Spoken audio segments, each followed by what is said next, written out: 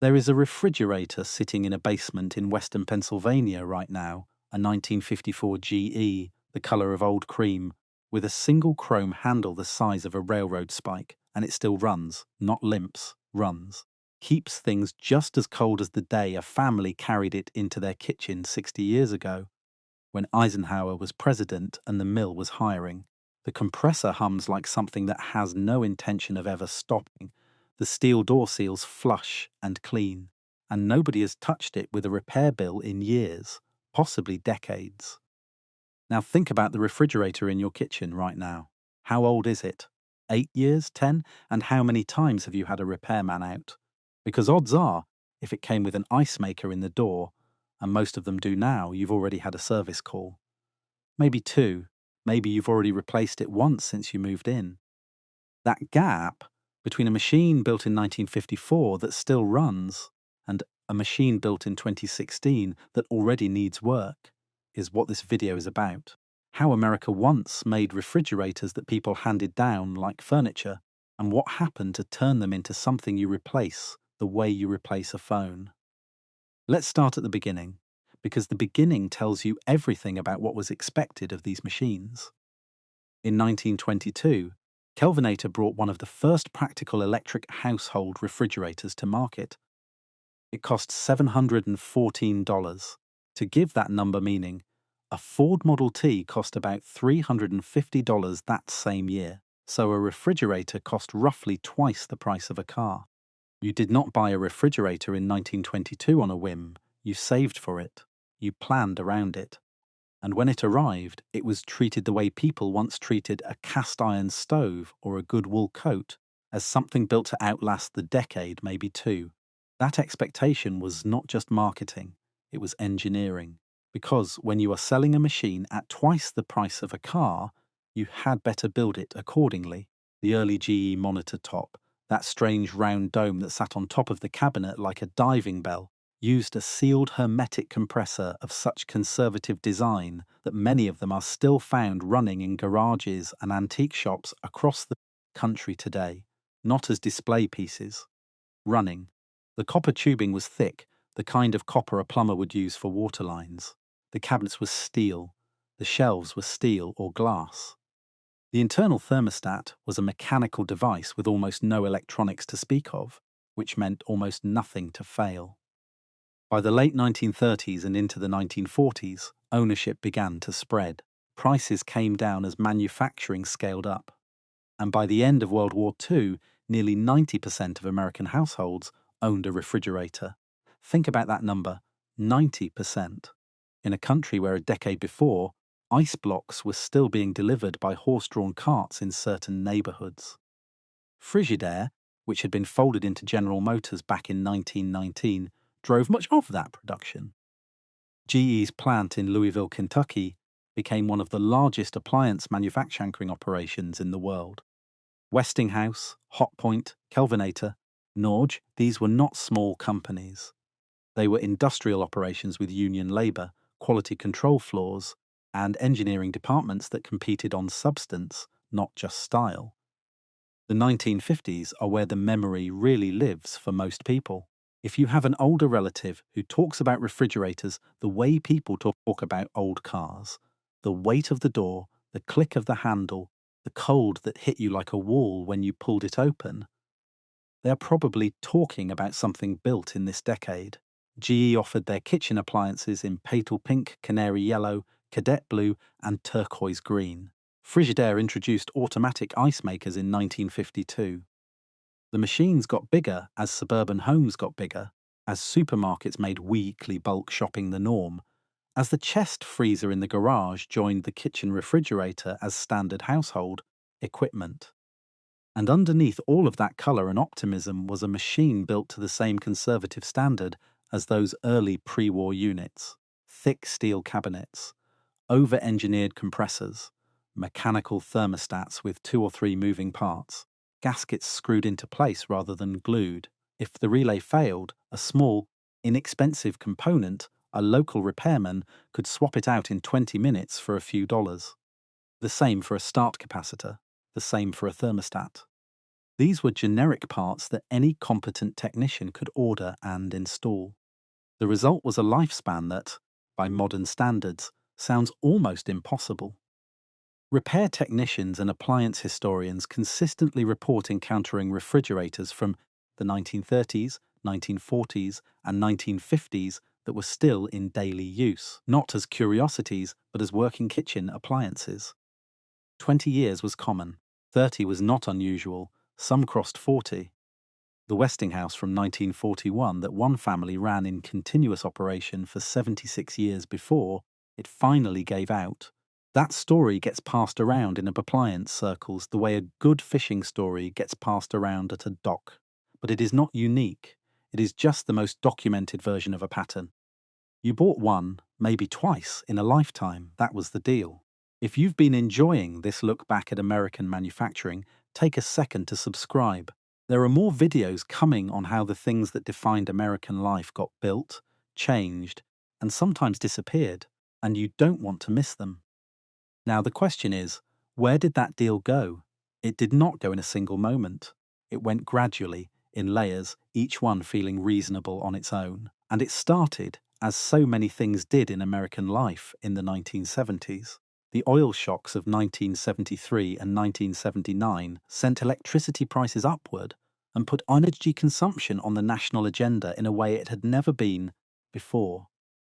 Congress passed the Energy Policy and Conservation Act of 1975.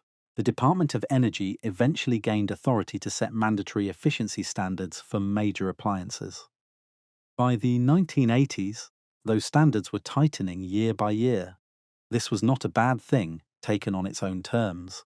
Refrigerators of the early 1970s were genuine energy hogs, the equivalent of running a light bulb that never turned off, all day, all year, for decades. Reducing that consumption was a legitimate goal.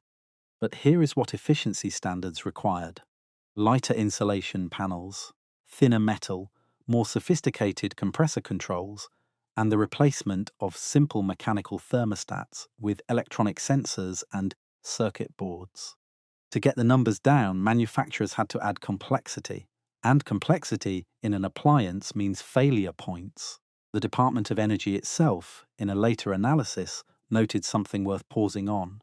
Estimates of refrigerator lifespan declined from roughly 19 years to 12 years, or fewer, over the span of the decades they regulated the category, 12 to 19 years. That is not a small gap. That is an entire childhood. At the same time that efficiency rules were reshaping design, the competitive landscape was changing underneath the industry's feet. Japanese appliance makers had been building export markets through the 1960s and into the 1970s with lower prices and improving quality. Korean manufacturers followed in the 1980s. Big box retail, the Sears Tower selling Kenmore, the new appliance superstores with their floor model showrooms, began exercising enormous pressure on appliance manufacturers to hit specific price points on specific shelf positions. Frigidaire, once a division of General Motors, was eventually sold off and changed hands until it became a brand name owned by Electrolux of Sweden. Westinghouse got out of the appliance business. GE's appliance division was eventually sold to Haier of China. Maytag was absorbed by Whirlpool. The consolidation was relentless, and at each step the pressure was the same: reduce material costs, reduce labor costs, hit the price point, compete on features rather than build quality. What replaced thick steel sheeting, which ran from about 0.8 to 1.2 millimeters on older units, was thinner metal, sometimes as thin as 35 millimeters, combined with large amounts of plastic.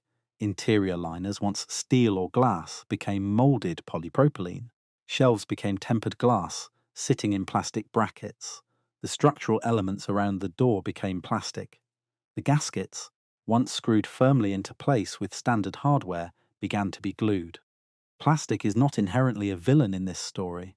It is lighter. It is easier to mold into the complex curves and channels that modern refrigerators require. It allows for the flexible interior layouts that people genuinely prefer. But plastic has a fundamental vulnerability that steel does not share. It fatigues under thermal cycling, A refrigerator door opens and closes, expands and contracts with temperature thousands of times a year. Over time, plastic liners crack, door gaskets warp. When a gasket fails, warm air seeps in. The compressor works harder to compensate, and a chain of failure that began with the $12 plastic bracket ends with a $1,200 compressor. Then came the ice maker. This is the single biggest variable in modern refrigerator reliability, and it is worth spending time on because it explains so much about why the machines fail the way they do. An indoor ice maker and water dispenser sounds, on paper, like a minor convenience upgrade. What it actually involves is a water line running into the refrigerator, a fill valve controlled by a solenoid, a motor-driven ice ejector mechanism, a heating element to release the ice from the tray, a sensor to detect when the bin is full, a water filter, a dispenser motor, and a set of wiring harnesses connecting all of it. Every one of those components can fail. Valves stick open and flood the floor. Auger motors seize. Ice bridges form and jam the mechanism. Mineral deposits clog the filter housing. Consumer Reports, which tracks over 70,000 refrigerator owners in their surveys, has found that roughly 31% of refrigerators with ice makers will develop a problem by the end of the 5th year of ownership, not the 15th year.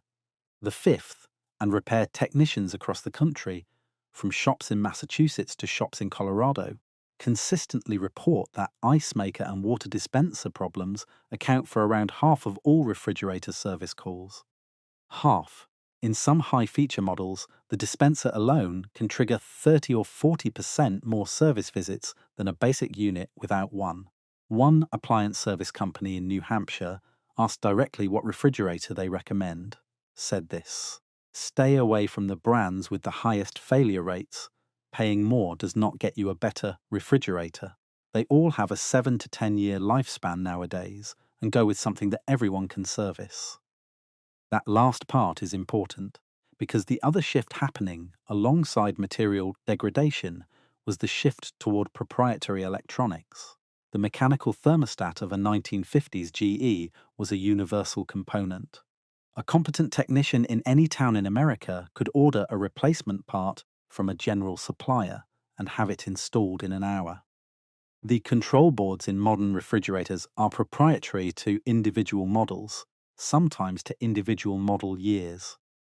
When they fail, and they fail with increasing frequency because they are sensitive to voltage spikes, moisture, condensation, and firmware glitches, the replacement cost can run $300 to $500 for the board alone.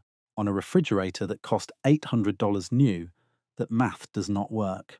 Manufacturers have historically discontinued support for control boards within 7 to 8 years of a model's production run, which means that if your 6-year-old refrigerator develops a board failure, you may find the replacement part is no longer available.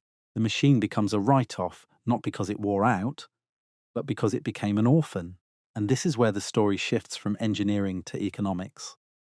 Because an industry that profits from selling new appliances has no strong incentive to make the old ones repairable.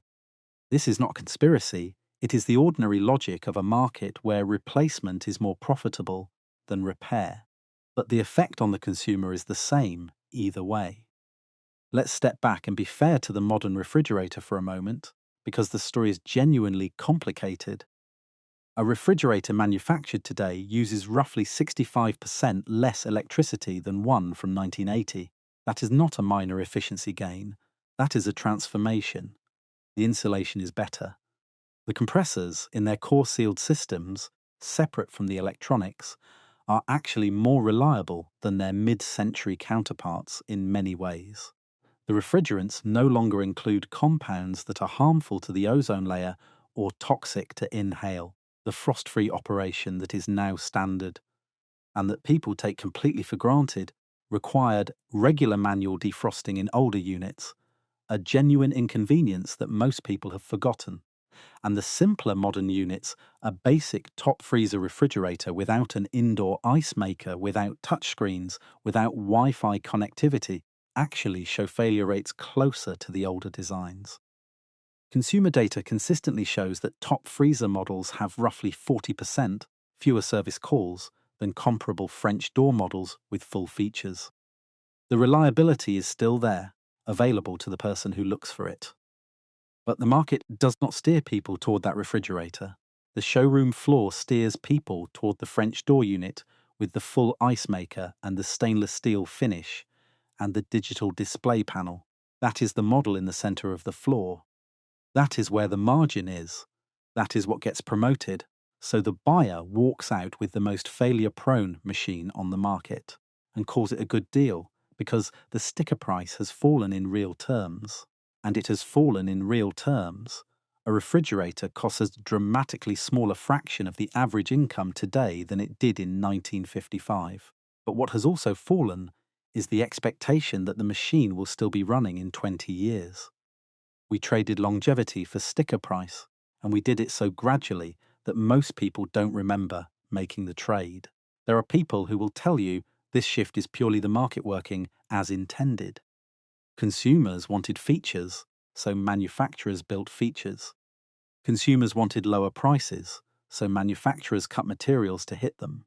Nobody was forced into a French door refrigerator. And there is something to this argument that deserves to be taken seriously, but it leaves out a few things. It leaves out that the consumer buying a refrigerator in a showroom has almost no access to long-term reliability, data in a form that is easy to interpret at the point of purchase. They do not know that the ice maker in this model has a 1 in 3 chance of causing a service call within 5 years. They do not know that the control board in that model was discontinued 2 production runs ago and costs $400 if it fails. They are buying on sticker price and aesthetics and the salesperson's recommendation. It leaves out that the repair ecosystem has been quietly degraded over the same decades the machines got more complicated. The independent appliance repairman who could fix anything in your kitchen with a parts catalogue and a set of tools is increasingly rare. The parts are proprietary, the diagnostic codes are locked behind manufacturer software, and the economics of repair have been systematically undermined by the low replacement cost of the appliance itself. And it leaves out the environmental math. A refrigerator that lasts 12 years and gets replaced once in a generation of ownership creates twice the manufacturing footprint of one that lasts 25. The energy saved by efficiency standards may be partially offset by the resources spent producing replacement machines. That calculation is genuinely uncertain, but it is worth making. There is a growing movement that is trying to push back against this trajectory.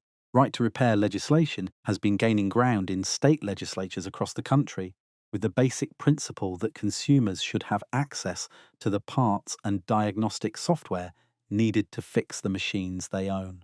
The European Union has gone further, with eco-design rules that would require manufacturers to make spare parts available for a minimum number of years after a model's production run ends. Whether those efforts succeed depends, in part, on whether enough people decide they care about the lifespan of the things they own, the way people once cared about it as a matter